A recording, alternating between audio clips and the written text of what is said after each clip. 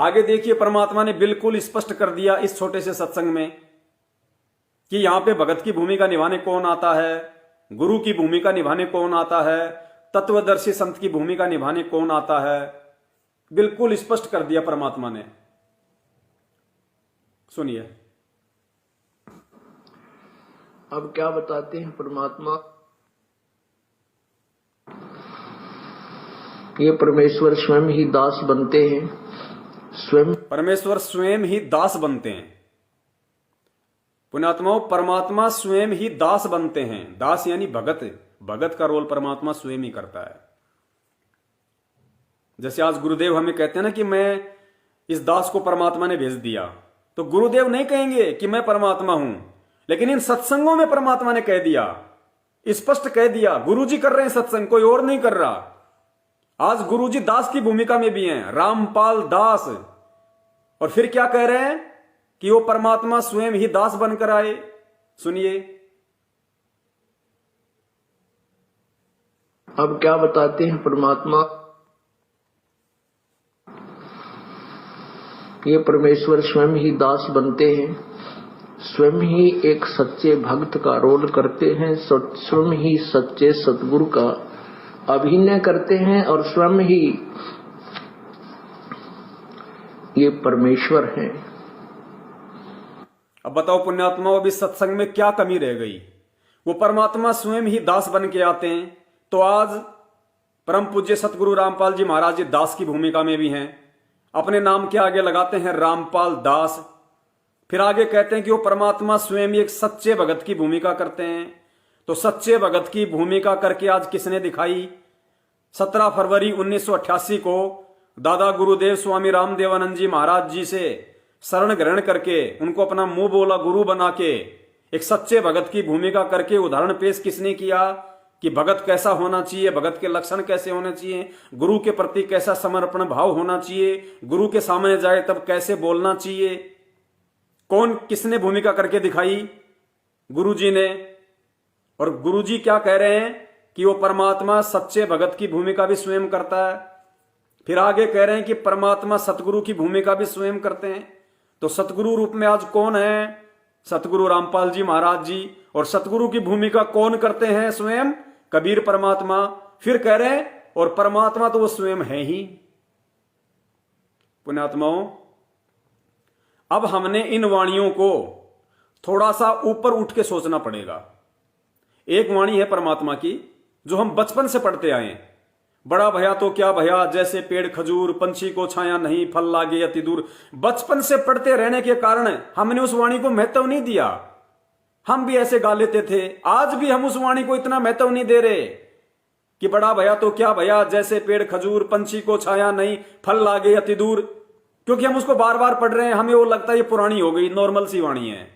तो ठीक इसी प्रकार पुण्यात्माओं, हम जो नित्य नियम करते हैं, जो गुरुजी ने हमें नित्य नियम दिया है, आरती दी है, सत्संग दी है, उनको कई वर्षों से सुनते रहने के कारण हम सोचते हैं कि गुरुजी तो हमेशा वही सृष्टि रचना, वही कहानी, वही वीर सिंह बघेल, वही गणिका माई, वही मीराबाई का किस्सा है, वही रविदास जी का किस्सा, वही नानक जी के प्रमाण, वेदों के प्रमाण, हमें लगता है तो नॉर्मल से हैं।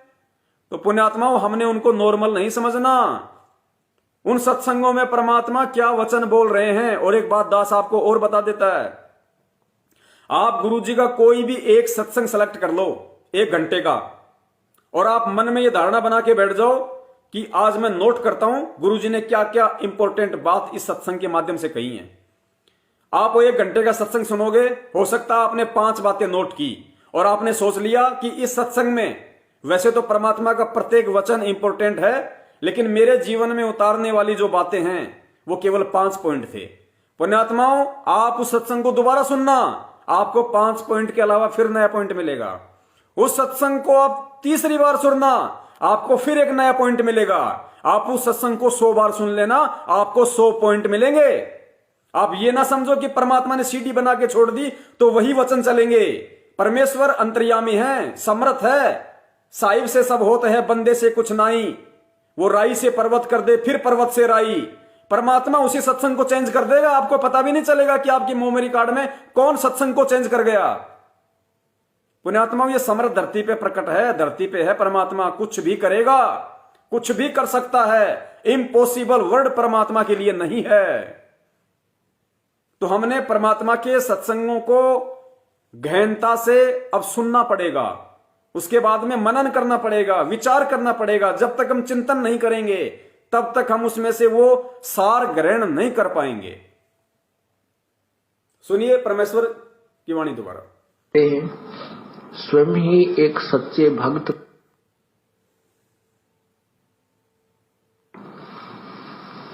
ये परमेश्वर स्वयं ही दास बनते हैं, स्वयं ही एक सच्चे भक्त का रोल करते हैं, स्वयं ही सच्चे सतगुरु का अभिनय करते हैं और स्वयं ही ये परमेश्वर हैं और स्वयं ही एक तत्वदर्शी संत की भूमिका करने ये स्वयं ही एक तत्वदर्शी संत की भूमिका करने ये आते हैं। तो आज तत्वदर्शी संत की भूमिका में कौन है पृथ्वी पे? कौन है तत्वदर्शी संत की भूमिका में? और फिर कह रहे हैं कि स्वयं कौन? परमात्मा स्वयं ही तत्वदर्शी संत की भूमिका करने आते हैं। तो आज तत्वदर्शी संत की भूमिका में हमारे समक्ष कौन है? स्वयं कबीर परमेश्वर। तो बताइए गुरु और इष्ट में कहां अंतर हो गया? सत भक्ति में क्या हम अब भी धोखा खाएंगे? गुरु को अलग मान के, इष्ट को अलग मान के और आगे सुनते जाना, सारे मन की भ्रमणाएं दूर हो जाएंगी। और मैं निवेदन करता हूं अपने सत्सेवक भाई बहनों से, किसी के कमेंट्स पे ध्यान मत दो। परमेश्वर ने अपनी वाणी बोल रखी है कि कोई कहे जग जोनार करी, कोई कहे महोछारे, बड़े बड़ाई करया करें, गाली काटे ओछारे। हम तो बड़ाई के भूखे भी नहीं है, खाली सत्साहिब लिख दो बहुत है। और जो ओछे प्रवृत्ति के इंसान होते हैं, घटिया प्रवृत्ति के इंसान होते हैं, वो अपशब्दों का प्रयोग करते हैं, गालियां निकालते हैं कमेंट्स में, बुरा भला कहते हैं। तो सत्सेवक भाई बहनों से निवेदन है, ये जो मैनेजमेंट के पीछे लगे हुए कुछ हमारे भ्रमित भाई बहन अगर कुछ उल्टा सीधा लिख रहे हैं, बोल रहे हैं, तो इनको नादान समझो, इनको मंद बुद्धि समझो। अभी इनको ज्ञान नहीं है बेचारों को। हमने कोशिश करनी है, इनके साथ में हमने प्रेम से पेश आना है, क्योंकि ये बीमार हैं, ये बेचारे बीमार हैं। इनके अंदर गुस्सा, क्रोध, आक्रोश है इनके अंदर। ये बीमार हैं, ये बीमारी है, ये क्रोध। बात बात पे आवेशित हो जाना, किसी भी बात का निष्कर्ष ना निकालना, किसी के भी कह देने से आगे बोल देना, ये बीमार व्यक्ति के लक्षण है। पुण्यात्माओं, आप और हमें परमात्मा ने रोग मुक्त कर रखा है, तो हमने बीमार के साथ में कैसा व्यवहार करना है, ये हमने विचार करना है। तो उन भाई बहनों के कमेंट्स पे ध्यान मत दो, साध संगति का लाभ उठाओ, छोड़ दो उनको, भूल जाओ, बहुत हो गए कमेंट्स। परमेश्वर दया करें, ध्यान से साध संगति का आनंद लो पुण्यात्माओं। ये परमेश्वर की चर्चा हो रही है और परमात्मा कहते हैं कि सत्संग की आदि घड़ी, तब के वर्ष हजार, तो भी बराबर है नहीं, कहे कबीर विचार। सत्संग क्या होता है? परमेश्वर ने कहा, एक ने कही दूजे ने मानी, कहे कबीर वो दोनों ज्ञानी। सत्संग यानी जो सच है, जो सच्ची बात कही जा रही है, वो ही सत्संग है। परमेश्वर अपने मुख कमल से सत्संग करते हैं, वो भी सत्संग है। परमेश्वर के बच्चे उन सुने हुए सत्संगों को आधार बना के हरि चर्चा करते हैं, साध संगति करते हैं, वो भी सत्संग है। तो अपने को सत्संग का आनंद लेना है, साध संगति का आनंद लेना है। छोड़ दो इनको कमेंट्स को, ये कमेंट से नहीं समझेंगे। परमेश्वर दो तरीके से इस मार्ग पे अपने बच्चों को समझाएंगे। जिनके अच्छे शुभ संस्कार हैं वो ज्ञान से समझेंगे, और जो ज्ञान से नहीं समझेंगे फिर वो ठोकर खा के समझेंगे। तो इन्होंने ठोकर खाने की सोच ली है, इनको ठोकर खाने दो। और ये पशु की आदत होती है, पशु जब तक एक दो ठोकर नहीं खा लेता है तब तक वो सीधे रास्ते नहीं चलता। और परमात्मा ने समझदारी इंसान के विषय में बताया कि समझदार इंसान वो नहीं है जो ठोकर खा के समझे, समझदार व्यक्ति वो नहीं जो ठोकर खा के समझे। अरे समझदार तो वो है जो दूसरों की ठोकर से समझ जाए कि अगर ये काम मैं करूंगा तो मेरा भी अंगूठा फूटेगा, वो समझदार होता है। तो इनको अपनी राह पे चलने दो। हमें परमात्मा ने जो सेवा दी है हम उस हिसाब से अपनी सेवा करें और शेयर करते रहें। बीच बीच में वीडियो को शेयर करते रहें और ध्यानपूर्वक, परमात्मा दया करें, एंड तक वीडियो को देखिए। ये फाइनल वीडियो है एक तरीके से। इस वीडियो को भी अगर किसी ने नहीं समझा और इस वीडियो को समझ के अगर अपने गुरु को नहीं समझा, पुण्यात्मा, वो व्यक्ति फिर भक्ति करने के लायक नहीं है हमारी दृष्टि में। परमेश्वर की अपनी मौज, वो तो दयालु है। सुनिए, ये परमेश्वर हैं और स्वयं ही एक तत्वदर्शी संत की भूमिका करनी है इस काल के लोक में आते हैं। अब क्या बताते हैं इस आत्मा को कि होले सुहागन सुरता त्यार। सुनना परमात्मा इस वाणी को, ये दूसरा पॉइंट है इसी सत्संग का। होले सुहागन सुरता त्यार मालिक घर जाना है, इस वाणी को ध्यान रखना। बताते हैं इस आत्मा को कि होले सुहागन सुरता त्यार तुझे मालिक घर जाना है।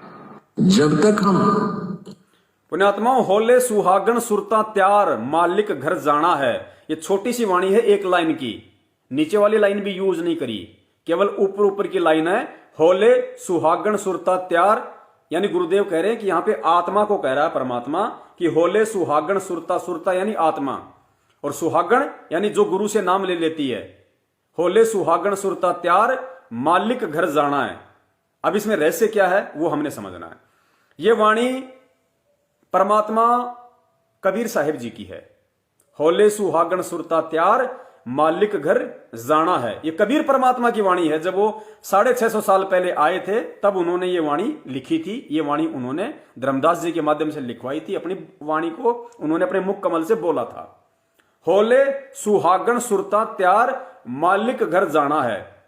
अब यहां पे समझने वाली बात यह है कि जिस प्रकार आज हम गुरु को परमात्मा ना मान के धोखा खा रहे हैं, ठीक इसी प्रकार 650 साल पहले यदि हम मानते हैं कि स्वयं कबीर परमात्मा आए थे, तो पुण्यात्माओं उस समय यह वाणी उसी कबीर परमात्मा ने बोली थी जिनको आप असली भगवान मानते हो, कबीर जी मानते हो। तो खुद वो भगवान नीचे आके क्या बोल रहा है, क्या समझा रहा था उस समय कि होले सुहागन सुरता त्यार। आप और हमें परमात्मा क्या समझा रहे थे उस समय? होले सुहागन सुरता त्यार मालिक घर जाना है। अरे मालिक तो खुद नीचे आया हुआ था, फिर वो खुद मालिक कौन से मालिक के घर जाने की बात कर रहा है? क्या सतलोक में कोई और भी कबीर जी बैठे थे? होले सुहागन सुरता त्यार मालिक घर जाना है। खुद वो मालिक, खुद वो कबीर 650 साल पहले एक संत रूप में, जिंदा महात्मा के रूप में आके अपने आप को छुपाते हुए खुद कह रहा है, दूसरे परमात्मा की तरफ इशारा कर रहा है, जबकि ऊपर और कोई परमात्मा नहीं था, वो खुद ही नीचे आया हुआ था। फिर भी अपने आप को परमात्मा से अलग साबित करते हुए हम जीव आत्माओं को समझाने के लिए कि डायरेक्ट वे में कहूंगा कि मैं हूं तो कोई नहीं मानेगा, अपने आप को परमात्मा से भिन्न दर्शाते हुए, एक संत रूप में दर्शाते हुए कि होले सुहागन सुरता त्यार मालिक घर जाना है। यानी खुद वो कबीर परमात्मा 650 साल पहले जो नीचे आया हुआ था, वो खुद भी इशारा कर रहा है कि मालिक कोई और है। तो वही इशारा तो आज गुरुजी कर रहे हैं, वही इशारा तो आज गुरुजी कर रहे हैं कि मैं तो दास हूं, मैं तो परमात्मा का भेजा हुआ प्रतिनिधि हूं, परमात्मा खुद ना आए तो मुझे भेज दिया। तो वो सेम टू सेम इशारे तो आज गुरुजी कर रहे हैं। तो उन सत्संगों को आधार बना के पुण्यात्माओं आज हमने समझना पड़ेगा कि परमात्मा ठीक वही भूमिका करेगा जो भूमिका उन्होंने 650 साल पहले की थी। उस समय भी वो कबीर दास बन के आए, आज भी रामपाल दास बन के आए। उस समय भी वो स्वामी रामानंद जी के शिष्य बने हुए थे, उनको अपना मुंह बोला गुरु बना रखा था, एक दास की भूमिका में, एक भगत की भूमिका की। आज भी स्वामी रामदेवानंद जी महाराज जी को अपना मुंह बोला गुरु बनाया, आज भी एक सच्चे भगत की, सच्चे दास की भूमिका कर रहे हैं। उस समय भी वो सतगुरु की भूमिका में थे क्योंकि सच्चा ज्ञान दे रहे थे। आज भी परमात्मा सतगुरु की भूमिका में सच्चा ज्ञान दे रहे हैं। उस समय भी परमात्मा तत्वदर्शी संत की भूमिका में थे और आज भी तत्वदर्शी संत की भूमिका में है, लेकिन अंतिम समय तक अपने आप को भगवान से अलग ही दर्शाया। तो अब हमने इन सत्संगों को आधार बना के समझना पड़ेगा कि कबीर के सत्य भक्ति मार्ग में कबीर स्वयं ही गुरु होता है। आगे और अच्छे से समझ में आ जाएगा। तन मन शीस ईस अपने पे, तन मन शीस ईस अपने पे, पहले में चोट चढ़ावे जब कोई राम भक्त गत पावे हो जी, जब कोई राम भक्त गत पावे हो जी।